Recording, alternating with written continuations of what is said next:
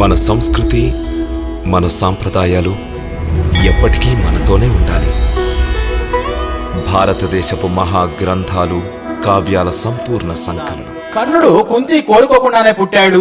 దుర్వాస మహర్షి ఒక రోజున కుంతి చేసిన సత్కారాలు చూసి మురిసిపోతాడు. అప్పుడు ఆయన ఓ మంత్రం చెబుతాడు. కుంతి, ఈ మంత్రాన్ని నువ్వు చదివితే ఏ దేవుణ్ణి కోరుకుంటే ఆ దేవుడు వచ్చి నీకు కొడుకుని ప్రసాదిస్తాడని దీవించి వెళతాడు. కానీ కుంతి నమ్మదు.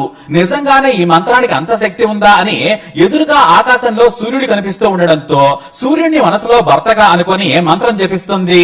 అంటే వెంటనే సూర్యుడి ప్రత్యక్షమవుతాడు. కోరుకోకపోయినా సూర్యుడి వల్ల గర్భం దాలుస్తుంది కుంతి. అలా కవచ కుండాలతో కొడుకు పుడతాడు. కానీ పెళ్లి కాకముందే తల్లైందని తెలిస్తే పరువు పోతుందని ఓ పెట్టెలో కర్ణుడిని ఉంచి నదిలో వదిలేస్తుంది కుంతి. దీంతో తన బాధ తగ్గిందనుకుంటుంది. ఇక పెట్టెలో ఉన్న ఆ చిన్నారి కర్ణుడిని ఓ సుతుడు చూస్తాడు. పిల్లలు లేని తమకు ఆ దేవుడే ఇచ్చాడని తన భార్య రాధికిచ్చి పెంచుకుందామని చెబుతాడు. అలా కర్ణుడు సుతుడి కొడుకుగా పెరుగుతాడు. అయితే చిన్నప్పటి నుంచి తనకు విలువిద్య అంటే చాలా ఇష్టం. తనకు తానుగా ఎంతో కష్టపడి నేర్చుకుంటాడు. కానీ ద్రోణాచార్యుడనే మహా గురువు ఉన్నాడు. అతని దగ్గర అర్జునుడు సహా చాలా మంది నేర్చుకుంటున్నారని తెలుసుకుంటాడు. వెళ్లి తనకు కూడా విలువిద్య నేర్పమని ద్రోణాచార్యుడిని అడుగుతాడు. కానీ అతని తండ్రి సుతుడని తెలుసుకొని తాను నీకు విలువిద్య నేర్పనని వెళ్లగొట్టేస్తాడు. దీంతో ఎంతో నిరాశకు గురైన కర్ణుడు చివరకు పరశురాముడి కాళ్ల మీద పడి నాకు విలువిద్య నేర్పమని ప్రాధేయపడతాడు. అతని ఆకాంక్ష, గురువు పట్ల శ్రద్ధను చూసి కులం కూడా అడగకుండానే అన్ని విద్యలు నేర్పుతాడు. ఎంతలా అంటే ద్రోణాచార్యుడిని మించి. ఇక సూర్యుడి కొడుకుగా అతనికి కవచకుండలాలు అదనపు శక్తి. ప్రపంచంలో ఏ ఒక్కరు కూడా ఓడించలేని వీరుడుగా మారుతాడు. ఆ తర్వాత దుర్యోధనుడితో మంచి స్నేహం ఏర్పడుతుంది. ఎంతలా అంటే దుర్యోధనుడు తన స్నేహితుడైన కర్ణుడి కోసం ఏమైనా చేయాలనుకుంటాడు. అందుకు కర్ణుడు తాను సుతుడని తెలిసినా కూడా తనతో స్నేహం చేసిన కౌరవ యువరాజు కోసం ప్రాణమైనా ఇవ్వాలనుకుంటాడు. అంతేకాదు భారతంలోనే మంచి స్నేహితులుగా దుర్యోధనుడు, కర్ణుడు పేరు తెచ్చుకుంటారు. కానీ దుర్యోధనుడి సావాసం కర్ణుడిని చెడగొడుతుంది. అన్యాయమైన సరే నా స్నేహితుడి కోసం ఏమైనా చేస్తానంటాడు. ఇంతలో తన తల్లి కుంతీదేవి అని తెలుస్తుంది. తాను పాండవ వంశానికి చెందిన వాడిని కూడా తెలుసుకుంటాడు కర్ణుడు. అయినా కూడా గొప్పగా ఏమి అనుకోడు. ఎందుకంటే తాను విశ్వంలోనే గొప్ప వీరుడిగా పేరు తెచ్చుకుంటాడు. అయితే కురుక్షేత్ర యుద్ధ సమయంలో తన ప్రాణ స్నేహితుడైన దుర్యోధనుడి వైపు నిలుస్తాడు కర్ణుడు. అతని శక్తి కృష్ణుడికి తెలుసు. కర్ణుడు తలుచుకుంటే అర్జునుడిని చంపుతాడు. పాండవులు ఓడిపోతారని భయపడతాడు. చివరకు శ్రీకృష్ణుడే స్వయంగా వెళ్లి నువ్వు సుతపుత్రుడివి కావు, పాండురాజు కొడుకువి, నీ సోదరుల వైపు రమ్మని చెబుతాడు. నువ్వు పాండవుల వైపు ఉంటే వారిని ఎవరు ఓడించరని నచ్చజెప్పే ప్రయత్నం చేసినా కూడా వినడు. నాకు స్నేహం ముఖ్యం కృష్ణ, నా ప్రాణం గురించి నేనెప్పుడు ఆలోచించలేదు. నా స్నేహితుడైన దుర్యోధనుడి ప్రాణం గురించి ఆలోచిస్తాను. మాట ఇచ్చిన నా స్నేహితుడిని మోసం చేయలేను. విజయమైన వీరస్వర్గమైన నా స్నేహితుడు దుర్యోధనుడితోనే అని చెబుతాడు. దీంతో శ్రీకృష్ణుడు కూడా ఏమీ మాట్లాడక వెళ్లిపోతాడు. అయితే చివరకు తన కొడుకులను కాపాడుకునేందుకు కుంతీదేవి వస్తుంది. కానీ కర్ణుడిపై ప్రేమతో కాదు. కర్ణుడు మహాబలుడు, పరశురాముడి దగ్గర విలువిద్య నేర్చుకున్న కవచకుండాలనున్న గొప్ప యోధుడని భయపడుతుంది. కాబట్టి ఆమె కూడా తన సోదరుల వైపు రమ్మని కోరేందుకు కర్ణుడి దగ్గరకు వెళుతుంది కుంతి. జపం చేసుకుంటున్న కర్ణుడు మొదటిసారి తల్లి కుంతిని చూస్తాడు. నమస్కరించి ఏ పని మీద వచ్చావని అడుగుతాడు. కుంతీదేవి భారమైన మాటలతో నువ్వు నా కొడుకు అని చెబుతుంది. నువ్వు సుతుడి కొడుకువి కాదు, రాధ నీ తల్లి కాదు. నా మాటను నువ్వు నమ్మాలి. నీ తమ్ముళ్ళని తెలియక పాండవుల మీద కోపం పెంచుకున్నావు.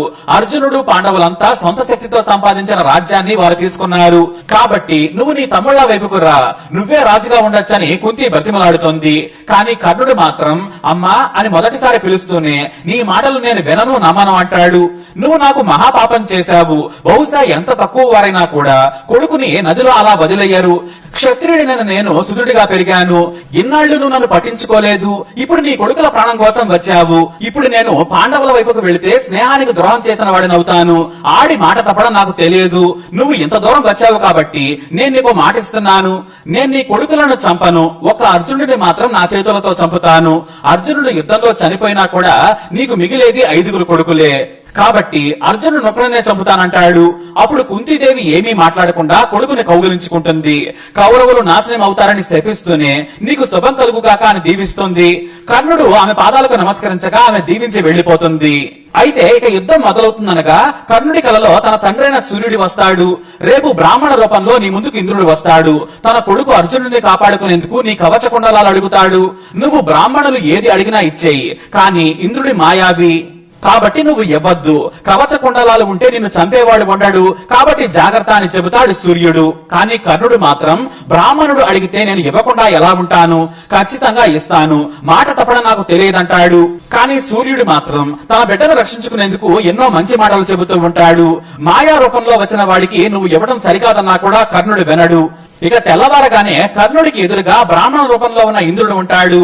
తన కొడుకైన అర్జునుడి ప్రాణం కోసం తప్పించి వస్తాడని తన తండ్రి చెప్పినట్లే జరిగిందని నవ్వుకుంటాడు కర్ణుడు. భిక్షాందేహి అంటాడు ఇంద్రుడు. అది విని కర్ణుడు లేచి బ్రాహ్మణుడి కాళ్లకు మొక్కి పూజలు చేస్తాడు. నీకు ఏం కావాలి, భూముల, గోవుల, ఆస్తుల, ఏమి కావాలి స్వామి అంటాడు కర్ణుడు. నాకు ఏమి వద్దు, నీ కవచము కుండలాలు కావాలి, వాటిని కోసివ్వమని అడుగుతాడు. అవి కాకుండా ఇంకేమైనా అడుగు ఇస్తానంటాడు కర్ణుడు. లేదు, నాకు నీ కవచ కుండలాలే కావాలని పట్టుబడతాడు బ్రాహ్మణి రూపంలో ఉన్న ఇంద్రుడు. దేవా, నువ్వు ఇంద్రుడివని నాకు తెలుసు, నీ కొడుకు అర్జునుడి కోసం వచ్చావని కూడా తెలుసు. ఇలా కొడుకు ప్రాణం కోసం దిగజారి యాచకుడిలా రావడం నాకు నచ్చలేదు. అయినా సరే నా కవచ కుండలాలు కావాలన్నావు, నేను నీకు కవచ కుండలాలు ఇస్తాను, కాబట్టి దానికి నీ శక్తినివ్వమంటాడు కర్ణుడు. వెంటనే కర్ణుడి మనసును గ్రహించిన ఇంద్రుడు, నువ్వు దానిని ఒక్కడిని చంపడానికి మాత్రమే ఉపయోగించు, ఒకసారి ప్రయోగించగానే ఆ శక్తి వెనక్కి వచ్చేస్తుంది, అంటే నా దగ్గరకు వచ్చేస్తుంది అని అంటాడు ఇంద్రుడు. అలాగే మరో విషయం కూడా చెబుతాడు. అర్జునుడి పక్కన శ్రీకృష్ణుడు ఉన్నంత కాలం అతనిని చంపడం కుదరదని కూడా చెబుతాడు. అయినా సరే నా కవచ కుండలాలను తీసుకోమంటాడు కర్ణుడు. దీంతో పాండవులు సంబరాలు చేసుకుంటారు. కర్ణుడికి భయపడ్డ పాండవులు సంబరాల్లో మునిగి తేలి విజయం మనదేనని సంబరాలు చేసుకుంటారు. మరోవైపు కర్ణుడి వల్లే యుద్ధం గెలుస్తామనుకున్న కౌరవులు దుఃఖించడం మొదలు పెడతారు. చివరకు కవచ కుండలాలు లేకపోవడం వలన, శాపాల వలన కర్ణుడు చనిపోతాడు. అయితే అశ్వత్థామ కర్ణుడు కూడా మంచి స్నేహితులవుతారు. ఎందుకంటే దుర్యోధనుడు అధికంగా ప్రేమించే వ్యక్తి కర్ణుడు.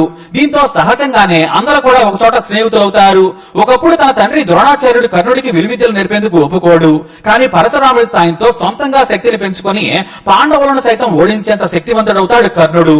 ఇక కురుక్షేత్ర యుద్ధంలో కౌరవుల వైపే కర్ణుడు, అశ్వత్థామ ఉంటారు. కర్ణుడు చనిపోగా మణి వల్ల అశ్వత్థామ మరణం లేకుండా మణిని శ్రీకృష్ణుడికి ఇచ్చేసి అడవుల్లోకి వెళ్లిపోతాడు. ఇది కర్ణుడు, అశ్వత్థామ కథ. ఈ స్టోరీపై మీ అభిప్రాయాన్ని కామెంట్ ద్వారా తెలియజేయండి. లైక్ చేయండి, షేర్ చేయండి, మా ఛానల్ సబ్స్క్రైబ్ చేసుకోండి.